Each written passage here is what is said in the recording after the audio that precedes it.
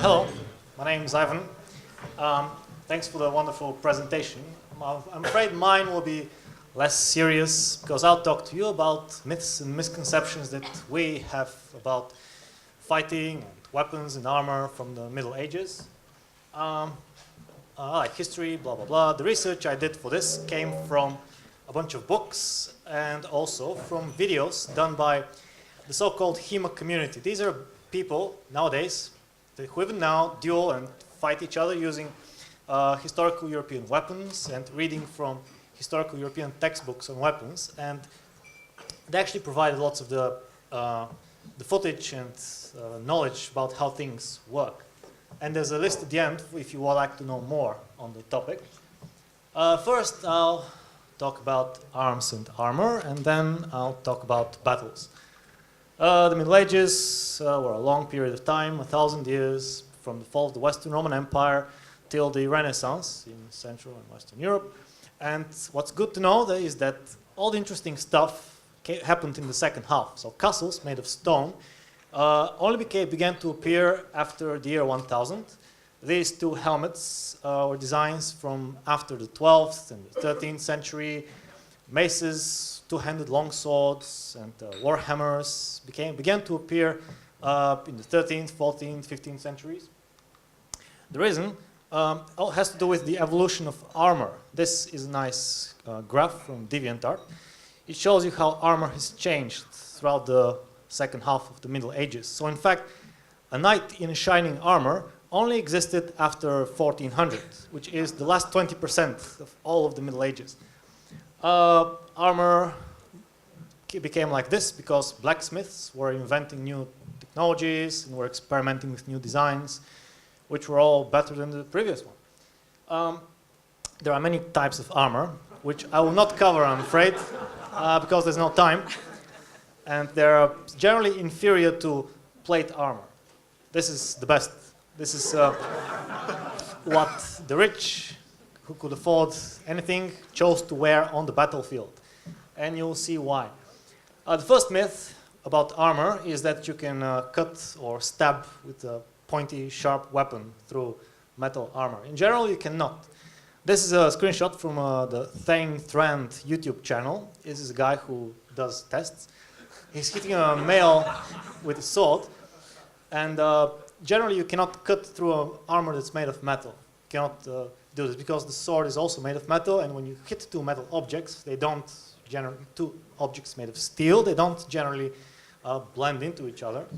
Stabbing is a bit different with mail armor like here, and those other previous designs, because they don't have a shape of their own, so you can hurt the bearer if you get hit by a lance or a spear, for example. Plate armor is a totally different story. This is a replica of a real medieval armor and hit by a replica of a real medieval sword, and as you can see, it does nothing. So plate armor is actually incredibly effective. And this is why, in fact, these weapons began to appear in Europe. Maces and war hammers were designed specifically to deal with people wearing full plate armor, because you have to hit them with a blunt object in order to hurt. And these are illustrations from actual books written in the 15th and 14th centuries on how to fight with weapons, and these are illustrations depicting the sort of way to deal with people wearing armor. So games get this wrong, unfortunately, but another way to deal with people wearing full plate armor is to aim for the gaps. This is an illustration from another textbook on sword fighting. It shows you how to grab the swords and aim for the armor gaps of a person. This is a photo from a reenactment of two guys dueling each other, and it shows you this technique called half swording. Another way to fight armor bearers is to wrestle them and grapple them and push them on the ground, where you can then stab them with the dagger, hopefully. And the most interesting one is called Mortar or Mortstrike.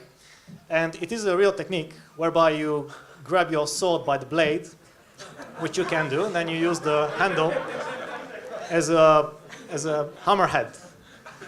And you whack the person wearing full plate armor. So full plate armor was pretty amazing. It protected you from all sorts of things. This is a bow against shot at breastplate. The bow is, has the same weight, so strength as an English longbow, and the breastplate is done accurately by this company who makes armor. And this is from the Lindy Beige YouTube channel, Sweden Medieval Festival 2016. And an arrow would just bounce off breastplate.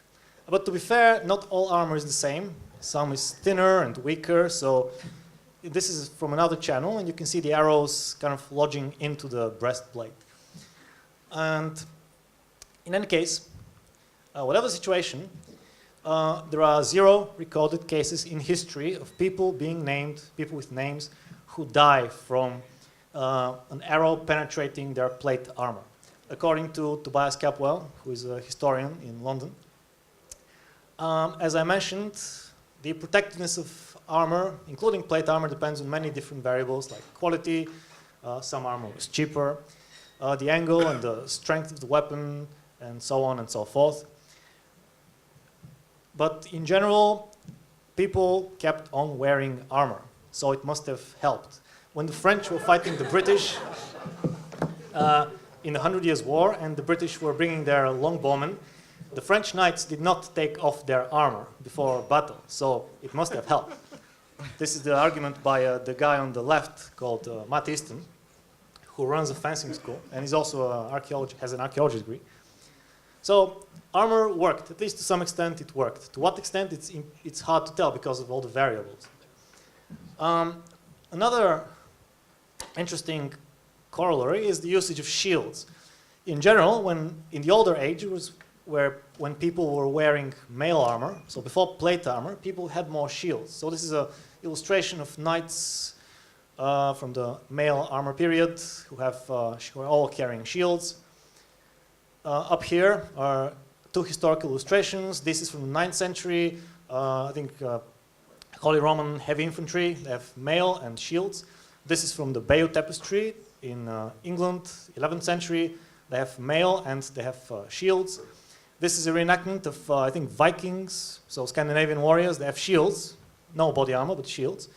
And this is a 8th century Frankish warrior. He has mail armor and a shield. The reason being that when you have armor that's not plate, you need a shield in order to protect yourself from the kinetic energy of the blow. And then when plate armor becomes more widespread, the medieval illustrations depict fewer shields in general. So these guys here, this is from the 15th century, they don't have shields. This is another illustration from, I think, the very end of the Middle Ages, maybe the Renaissance, and they don't have shields. The reason being that when you have plate armor, you kind of don't need a shield that much because it keeps you safe from the blow to a large extent. Which is why Aragon here is very under-armored. He has ringmail and a 2-handed weapon. And he really needs a shield because mail is not going to protect him from arrows or some blows that are flying at his direction.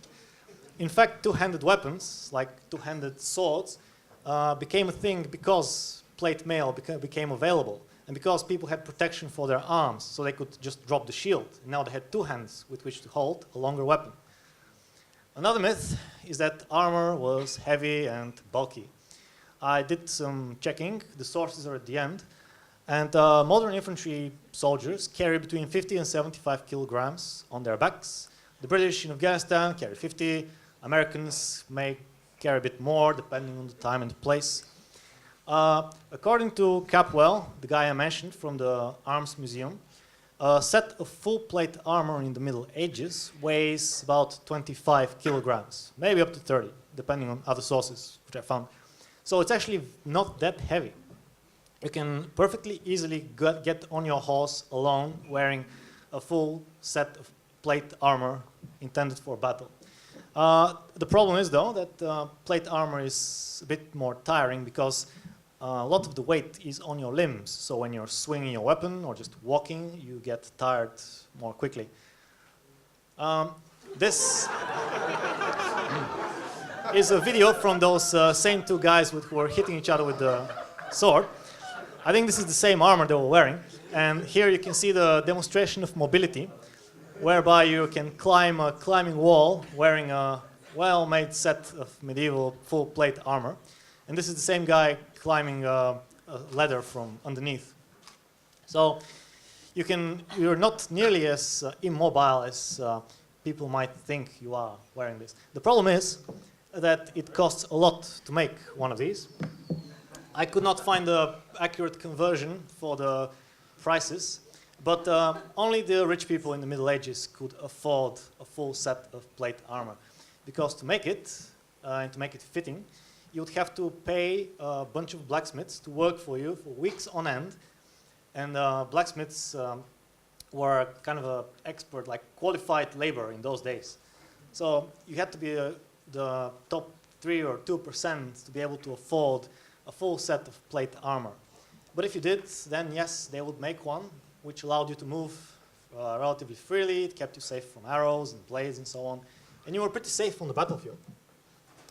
If you were poor, then you should at least try to get a helmet, because the helmet was the most important piece of equipment you could carry on the field. Soldiers, common people knew this, so infantry who were not knights knew this, and they would try to obtain a helmet, according to one of the books I checked. Also, the treatises on war written in the Middle Ages, such as the Strategicon by Mauricius, written in the 8th century, explicitly advises the general to equip their soldiers with spear, shield, cloak, and helmet. So it was literally more important to have a helmet than to have body armor. This is an illustration of English longbowmen. And so it's a bit of an issue when you see movies and the main characters don't carry helmets in battle. And they really should. I mean, if you're going to a ruined cave, like a tomb, and there's rocks on the ceiling falling down, you should at least have hard hats. This is Haldir from the Two Towers. He's the commander of the elves. He should be the first person to carry a helmet. He's the most important guy in the whole detachment that's sent to help. So I think this guy is the brain of the group here, because he's the only one who's come adequately prepared for a fight. Right. So let's say a few words about battles. The first myth is that most battles took place on an open field. Not really, they didn't. Number one, because the record tells us that they didn't. I mean, dramatic battles, yes, deciding history-changing battles took place on the field, but that's the problem, because commanders knew that an open battle was too risky, so they would avoid fighting on the field. It was also advised in the textbooks, the actual written medieval textbooks intended for generals to read, such as De Re Militari, circulated in Western Europe, written in the 5th century, and the Strategicon, written in the 8th century, and circulated in the Eastern Roman Empire. They gave the advice to avoid fighting an open battle. Instead, you should try to ambush the enemy, or perhaps cut off their line of supply. But they make for great viewing in movies. I have to admit, I enjoy them. So, when the army was not besieging anything, they would be roaming the countryside. They would be raiding, pillaging, taking peasants for ransom, burning the houses, taking the livestock to be eaten. Also try to cut the enemy's line of supply. Maybe try to ambush the enemy detachments, if possible, but not fight a big battle, as we see. Another myth is that in a battle, the infantry combat was like this. This is from 300. This is a Hollywood battle. Oh, it's even worse. This example. This is from Narnia 2, Prince Caspian. This is how Hollywood imagines infantry combat, so when the soldiers in a battle meet each other. In fact, it looked more like this. This is again from 300, but it's a more accurate portrayal of infantry combat. So when infantry So when the two groups of guys meet, they do not pick a buddy from the other side and duel one-on-one, not to bother the people around them. They would form something like this, which was a melee with lots of pushing and stabbing and shouting, and it was horrible. We know this because this is what happens in reenactments. This seems to be the natural way in which two crowds of guys with melee weapons meet, converge on each other. This is from a Polish reenactment. We also know this because historically, from the record, we know that commanders would try to train the infantry to fight in a formation. This is heavy infantry from the Eastern Roman Empire. This is illustration. It's not a real thing. It's from a new book. It shows you the soldiers being trained to stand together, weapons pointed forward, and keep the line, basically. These are Vikings, so Scandinavian warriors. This is from the TV show Vikings, but this is a shield wall, and it was a real thing, so I'm grateful that they put it in the show, because this is indeed what Scandinavians were trying to form on the field. And the reason they did it is because, like I said, a battle is not a series of duels. It's more like a fight between groups of people. So you want your group and your guys to stand with each other and fight as one. And that's how you win. Another misconception is that everyone carried a sword. This is kind of yes and no. These are a couple of illustrations, the actual historical depictions. This is a guy who's wearing the heavy infantry armor in the Eastern Roman Empire. He has a sword and he has a spear. This is Spanish infantry from the 9th century. They have spears and they have swords, what looks like swords on their waists. This is an illustration of a French seigneur of a castle. So a guy who's in charge of a castle, and he's holding a spear and a sword on the waist. So actually, yeah, swords were carried quite often. On the other hand, yes, this is the historically accurate depiction of what a longbowman would be carrying in battle. You can see a sword down here with the bow. He's got a bow and he has a sword. And he has a helmet too, see? No body armor, but there's a helmet to remind us of the importance. But the truth is that people used other weapons in battle. So the swords were just carried there, but people used other weapons. You could use your crossbow or bow. You could use a spear and a shield, but your sword or dagger was sitting on your waist. This is an ancient Macedonian phalanx. You can see they have swords here on their waists, but they're holding their pikes. So why is that? The answer is because so infantry combat is not a series of duels. It's a collective effort. And when you have a collective effort, you want to use a long weapon, a weapon with long reach, such as a spear or a pike or a polearm or some variation thereof. So if the guys on the left with the swords were facing these guys from another reenactment on the right, who have a bunch of polearms, I think crowbills, who do you think would win? Well, the guys on the right, because they're fighting together and they're holding a bunch of sticks, and you cannot reach them because your sword is too short. Literally. This is a very dramatic illustration from the late Middle Ages. I put it because I liked it, and this is an artist's idea of what you get with short weapons versus long weapons in a melee fight. It's a team fight, and your team has to win. So basically, a generalization emerges here, that there is a distinction between a main battle weapon and the sidearm. A main battle weapon is something that you carry with you, which determines your intended role on the battlefield. It could be a sword, it could be a spear, it could be a pike, it could be a bow or a crossbow. In the modern warfare, it's usually a semi-automatic rifle, it could be a light machine gun or a marksman's rifle. And you also carry a sidearm, hopefully, if you have money. If someone will give you a sidearm. This is a Viking warrior. This is some kind of US soldier. Their sidearms are a pistol and a sword. So a sword is actually a sidearm in historical warfare. It was not the main battle weapon, the one-handed sword. In fact, this generalization continues across history. This is a depiction of a Greek hoplite from a vase. You can see he has the long spear. He's holding it. It's called a sarissa. And he has a sword. See, there's a sword down here. But the sword is sheathed, it's not being held. Because the sword was not his main battle weapon. The main battle weapon was the spear. This is a photo of samurai in Japan from the 1880s, I think. And you can see that they hold a couple of Japanese polearms called a naginata. The guy in the middle holds a yumi bow. And they're samurai, and they have katanas, but the katanas are on their waists. So this tells us that actually katanas were a sidearm and not the main battle weapon. The main battle weapon of the samurai would be a naginata or a bow. And there's also a nodachi. So, in fact, this is a generalization that is almost pretty much universal across time. Why these myths exist? There are many other myths, but I don't have time.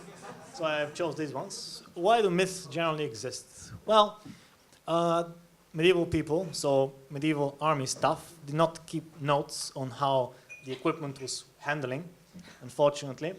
Also, the people who write books and movies and who make video games, they don't read books about this kind of stuff generally. Some do. But in most video games, the people rely, the game designers, the writers, they rely on what they've seen before. And what they've seen before is even worse than what we have today. For example, this is totally anachronistic. He is not wearing any body armor, blah, blah, blah. This sword is made up. A medieval Englishman would carry his, or at least in battle, would carry his arrows on the waist, not on the back. Assyrians carried them on the backs, judging from depictions in ruins in the Middle East, but this was 3,000 years before this, or more. You also encounter made-up terms from time to time. For example, the words chainmail and ringmail were not used in the Middle Ages. They were made up by Sir Walter Scott, as far as I could tell. This armor made of metal rings was just called mail. And the guy from the museum, Tobias Capwell, he is the curator of the Wallace Collection Museum in London, which is a museum specifically for weapons and armor. And he argues in one of the videos that there is huge potential for research to be done on the topic of medieval weapons and armor and how they handled, because we really don't know all that much on the issue. So if you would like to know more, take a photo of this, because when you Google these names, you'll find people who create lots of good content on this topic, and you might find this interesting. So this is the talk.